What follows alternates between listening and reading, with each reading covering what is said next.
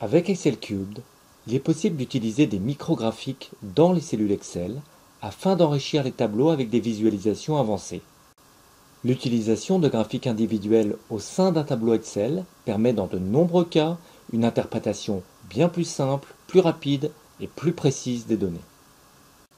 Dans cet exemple, nous allons remplacer un graphique Excel peu lisible car contenant de nombreuses séries par une colonne de micrographiques. La première approche pour ajouter un micrographique Excel Cubed consiste à sélectionner librement la plage de cellules à utiliser pour le graphique. De nombreux types de visualisations sont disponibles pour répondre aux différents besoins d'analyse. Pour chaque type, des modèles prédéfinis, entièrement paramétrables, permettent de gagner du temps pour la mise en forme. On trouve ainsi des graphiques particulièrement adaptés pour la visualisation des évolutions ou des tendances, des gains ou des pertes, de l'état de la progression par rapport à un objectif ou un budget, des écarts, de la répartition ou des comparaisons. Dans notre exemple, nous souhaitons visualiser la répartition mensuelle des données. Chaque micrographique de cellule peut être entièrement personnalisé. On peut ainsi facilement agrandir le graphique en augmentant la police au niveau Excel. Un double clic sur l'entête du graphique permet d'accéder à son paramétrage. Ici, on précise le titre de la colonne, on étend le graphique d'un facteur de 2 et l'on ajoute un fond grisé pour indiquer la saisonnalité trimestrielle. Les micrographiques sont bien sûr entièrement dynamiques et suivent l'évolution du nombre de lignes du tableau. En fonction des besoins, on peut utiliser une échelle distincte pour chaque graphique afin de pouvoir distinguer les tendances indépendamment du poids de chacun, ou une échelle commune calculée automatiquement afin de prendre en compte le poids de chaque ligne. La deuxième approche pour ajouter un micrographique consiste à s'appuyer non plus sur des cellules Excel, mais directement sur les données de la requête.